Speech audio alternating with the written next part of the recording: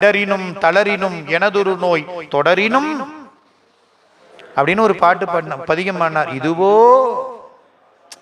குழந்தைக்கே உரிய ஒரு தன்மை. இதுவோ எமை ஆளுமாறு ஈவதொன்றமக்கில்லையே. ஒரு குழந்தை எப்படி கேட்கும், எனக்கெல்லாம் இல்லையா, சரி அப்படின்னு என்ன பண்ணுவான், ஐயோ உனக்கு இல்லையா தங்க, இந்தா உனக்கு தான் இந்த புடி அப்படின்னு கொடுப்போமா இல்லையா? அது மாதிரி என்ன பண்ணுவார், இதுவோ எமை ஆளுமாறு எமக்கு ஒன்று ஈவதொன்றில்லையே. ஏன் சாமி எனக்கு ஒன்றும் இல்லையா, சரி பரவாயில்ல, அதுவோ உனது இன்னருள், பரவாயில்ல அதுதான் உன் இன்னருள்னா அதுவும் திருவருள் அப்படின்னு நினைச்சுக்கிறேன் பாரு. பாடி முடிச்சவன்னு என்ன பண்ணாரு, ஐயோ உனக்கு இல்லையா தங்கம் இந்தா அப்படின்னு பொன்முடிப்பை கொண்டு வந்து பலிபீடத்துல போட்டார். பாருங்க எப்படி சுவாமி அன்புக்கு என்னென்ன செய்யறாருன்னு பாருங்க. நமக்கு கேட்க தெரியல, அதுதாங்க பிரச்சனை. கொடுக்கறதுக்கு ரெடி, நமக்கு கேட்க தெரியல. அழுத பிள்ளைதான் அப்படிங்கிற மாதிரி நமக்கு அழ தெரியல, கேட்க தெரியல. அதனால சாமி கொடுக்க ரெடியா இருக்கிறார். இப்ப ஞானசம்பந்தர் கொடுக்குற, நாமளும் இந்த மாதிரி கேட்டா கொடுத்துட்டு போறாரு. கேட்க தெரியலாம், அவரு பாடின பாட்டையே பாடி வச்சா வேலை முடிஞ்சு போச்சு. இடரினும் தளரினும். சாமி திடீர்னு நாளைக்கு 1 லட்சம் தேவைப்படுது, என்ன சாமி பண்றது, அடுத்த மாசம் திடீர்னு 2 லட்சம் தேவைப்படுது அப்படின்னா ஒன்னும் பயப்பட தேவையில்லைங்க. உட்காந்து புத்தகத்தை எடுத்து சாமியை நினைச்சுக்கிட்டு 1 லட்சத்தை நினைக்க 2 லட்சத்தை நினைக்க கூடாது.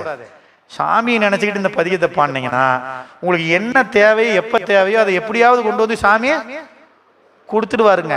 இது எங்க அனுபவத்துல அடியேன் உணர்ந்த உண்மைங்க. எங்களுக்கு அரண்பணியில முதல்ல 4வது திட்டத்துல ஒரு திருப்பணி, முழுமையாக பழமையான ஆலயங்களை பழமை மாறாமல் புதுப்பிக்கக்கூடிய ஒரு பணியை எங்க அறக்கட்டளையில் எடுத்துக்கிட்டோம்.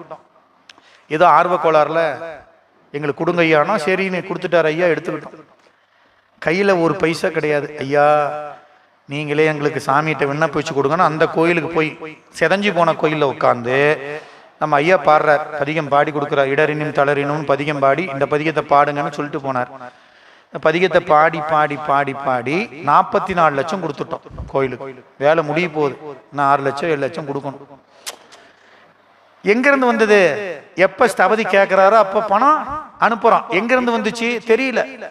அது இந்த பதிகம் கொடுத்தது. இடரினும் தளரினும் எனதொரு நோய். என்னடா மறக்க முடியாத வாழ்க்கையில. நீ உங்களுக்கு வேணாலும் சரி, ஐயோ இந்த மாதிரி கோயிலுக்கு வந்து கேட்டாங்களே சாமி, நான் ஒரு லட்சம் கொடுக்கலான்னு நினைக்கிறேன், பணம் இல்லையே, இந்த கோயிலுக்கு நான் கொடுக்கணும் சாமி நினைச்சு பதிகம் பாடுங்க, அவர் கொடுப்பாரு. நாம கரெக்டா அதை கொடுக்கணும் கோயிலுக்கு, அதுதான் முக்கியம். அதனால அந்த அற்புதமான அந்த அருள் வெளிப்பட்ட தலம் இந்த தலம்.